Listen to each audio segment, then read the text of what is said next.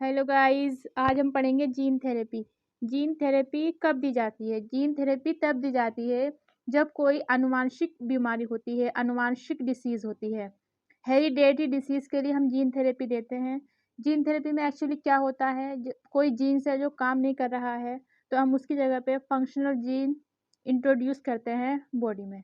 ठीक है, अब देखो इसमें एनसीईआरटी में, if a person is born with A hereditary disease, अगर किसी पर्सन को आनुवांशिक बीमारी है, can a corrective therapy be taken for such A disease, यानी कि हम उसको ठीक कर सकते हैं, कोई थेरेपी है उसके लिए।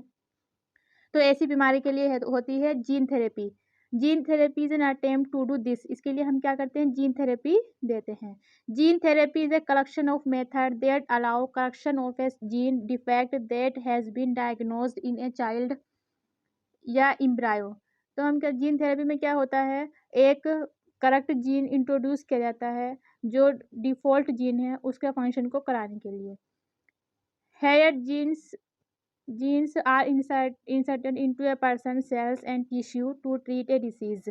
हम क्या करते हैं, जीन्स को जो पर्सन है उसकी सेल्स में या टिश्यू में क्या करते हैं, सेल्स और टिश्यू में उसको इंट्रोड्यूस करते हैं, इंसर्ट करते हैं बीमारी को ठीक करने के लिए।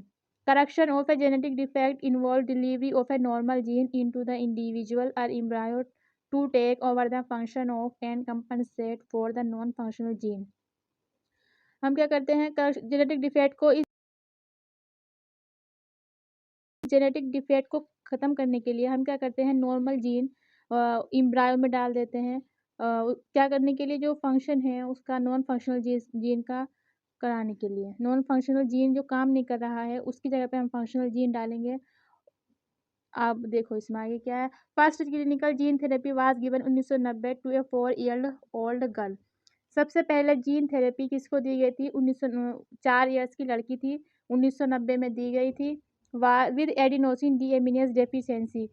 तो इस लड़की में किस एंजाइम्स की कमी थी, एडिनोसिन डीएमिनेज एंजाइम्स की कमी थी। This enzyme is crucial for immune system to function. अगर ये एंजाइम्स नहीं होता, यानी एडिनोसिन डीएमिनेज बॉडी में नहीं होता, तो क्या होता है, हमारा जो इम्यून सिस्टम है वो फंक्शन, वो काम नहीं करता। This order is cause due to deletion of the gene for adenosine deaminase. इसमें क्या होता है, ऐसा जीन्स जो एडिनोसिन डीएमिनेज एंजाइम्स को बनाता है, वो जीन्स क्या होता है, नहीं होता, उसको वो डिलीट हो जाता है। In some children ADA deficiency can be cure by bone marrow transplantation. तो कुछ बच्चों में इस बीमारी को दूर करने के लिए, ख़त्म करने के लिए हम किसका यूज़ करते हैं, बोन मेरो ट्रांसप्लांटेशन कर देते हैं।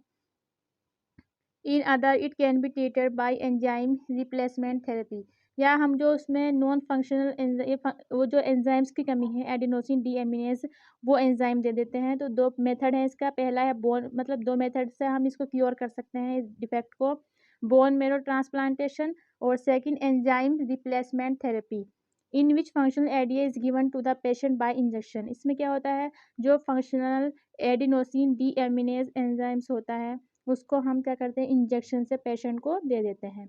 बाय द, अब देखो यहाँ पे, but the problem with both of this approach that they are not completely curative.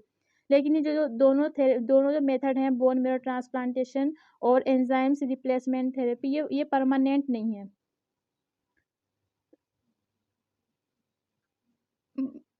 As a first step towards gene therapy, lymphocytes from the blood of the patient are grown in a culture outside the body। हम क्या करते हैं, जो patient होता है उसके body से lymphocytes को निकाल के कल्चर लिम्फोसाइट्स को निकाल लेते हैं। उसके बाद a functional ADA using CDA या retroviral vector is then introduce into these lymphocytes. हम उसके बाद क्या करते हैं, रेट्रोवायरल वेक्टर का यूज़ करके फंक्शनल एडीए को लिम्फोसाइट्स में डाल देते हैं, which are subsequently return to the patient. बाद में ये जो लिम्फोसाइट्स हैं पेशेंट की बॉडी में डाल देते हैं। हालांकि however as these cells are not immortal, as these cell का मतलब यहाँ है कि जो लिम्फोसाइट्स हैं वो इमोर्टल नहीं है, अमर नहीं है, वो ख़त्म हो जाती हैं एक टाइम के बाद। Patient require periodic infusion of such genetically engineered lymphocyte. तो हमें इसमें क्या होता है, जो हमारी ये लिम्फोसाइट्स हैं हमें बार बार बॉडी में डालनी पड़ती हैं एक रेगुलर टाइम इंटरवल पे।